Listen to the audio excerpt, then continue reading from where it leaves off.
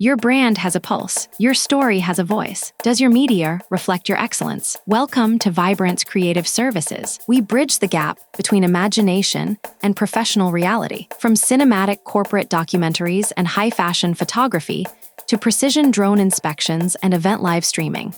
We bring the gear, the grit, and the vision. Don't just exist in the market. Dominate it. Vibrant's Creative Services. Professionalism amplified. WhatsApp us at 0750 151458.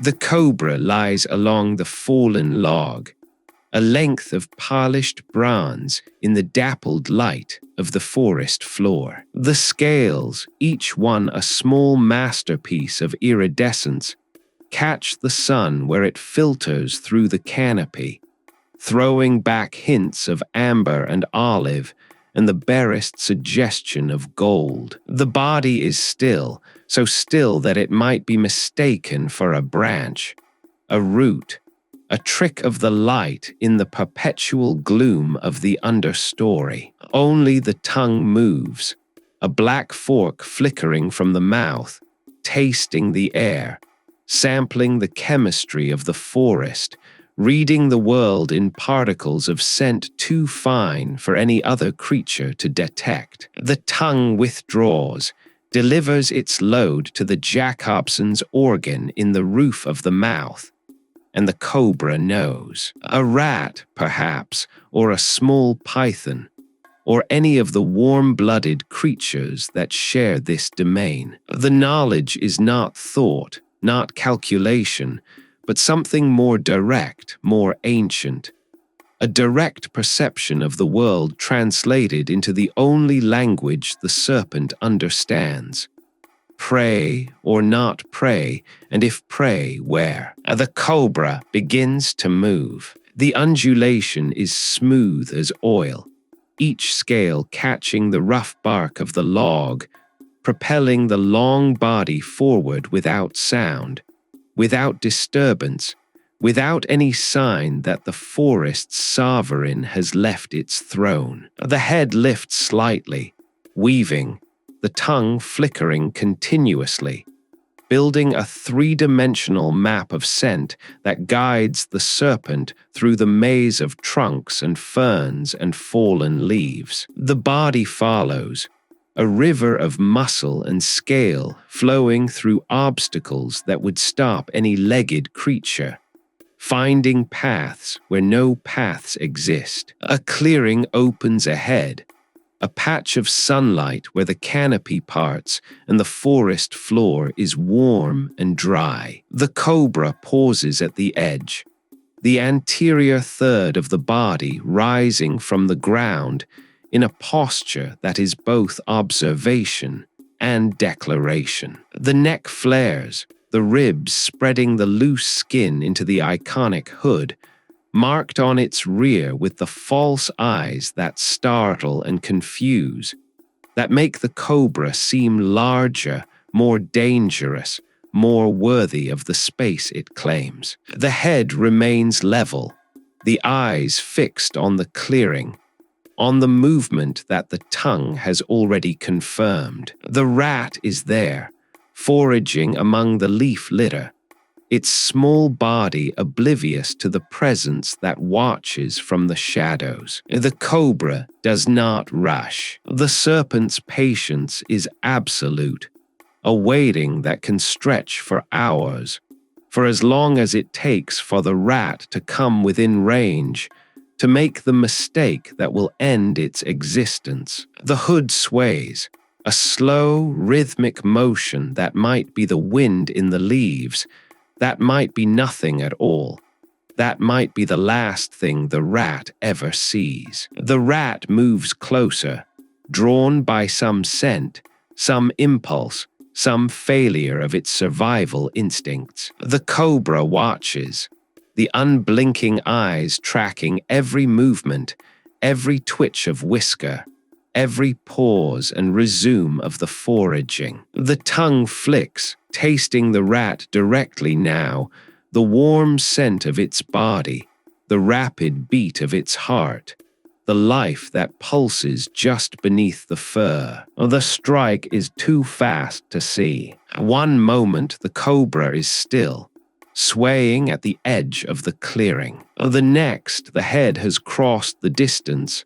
The fangs have pierced the rat's flank.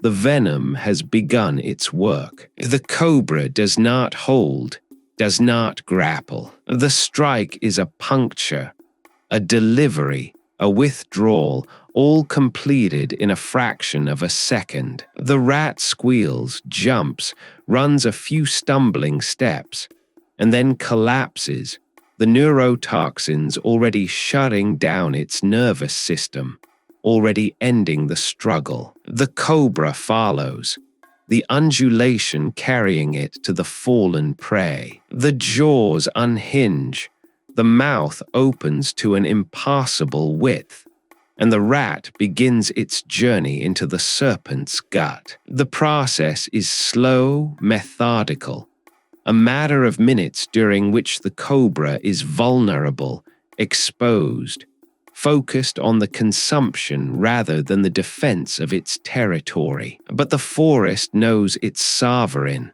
and no creature approaches, no challenge is offered, no test of the cobra's dominance is made. The rat disappears. A bulge in the cobra's body marks its passage, a lump that will slowly be digested, converted into the energy that will fuel the next hunt, the next strike, the next assertion of sovereignty over the forest floor. The cobra retreats from the clearing, back into the shadows, back onto the log that serves as its throne, its observation post, its place in the hierarchy of the understory. The tongue flicks, tasting the air again. The forest continues around it, full of movement, full of life, full of potential prey. A python, small but substantial,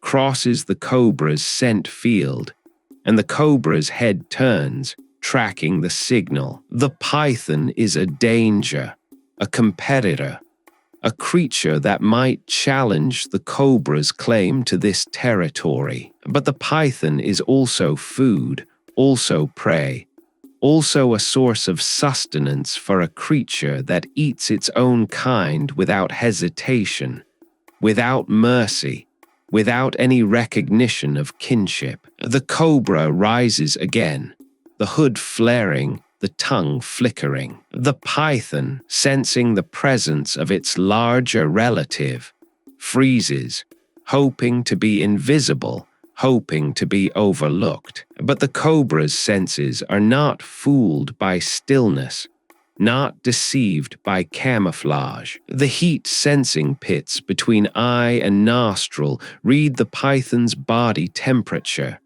its warmth against the cool of the forest floor, and the cobra knows exactly where the python lies, exactly how to approach, exactly when to strike. The cobra moves. The python, realizing it has been seen, attempts to flee, but the cobra is faster, more determined, more lethal. The strike catches the python mid-body, the fangs sinking deep, the venom flooding into the python's bloodstream. The python twists, strikes back, but its fangs are small, its venom mild, its efforts futile against the sovereign of the forest. The cobra holds on, riding the python's struggles, waiting for the venom to take effect, for the body to still, for the meal to be secured. The python dies. The cobra begins to consume,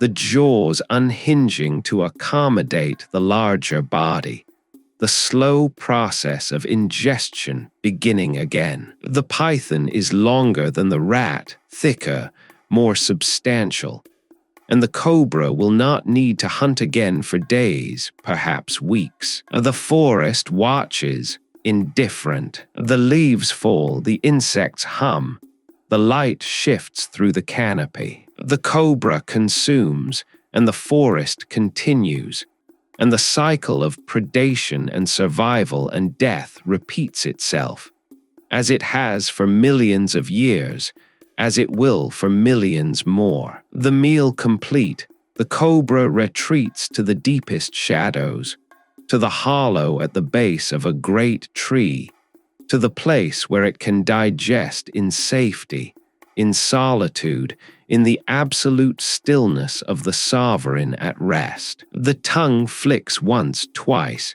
tasting the air for threats, for rivals, for anything that might disturb the long process of conversion. Satisfied, the cobra coils, the head settling in the center of the coils, the eyes closing at last. The forest sovereign sleeps, and the forest holds its breath, waiting for the sovereign to wake. Your brand has a pulse. Your story has a voice. Does your media reflect your excellence? Welcome to Vibrance Creative Services. We bridge the gap between imagination and professional reality. From cinematic corporate documentaries and high-fashion photography to precision drone inspections and event live streaming, we bring the gear, the grit, and the vision. Don't just exist in the market. Dominate it. Vibrance Creative Services. Professionalism amplified. WhatsApp us at 0750 151458.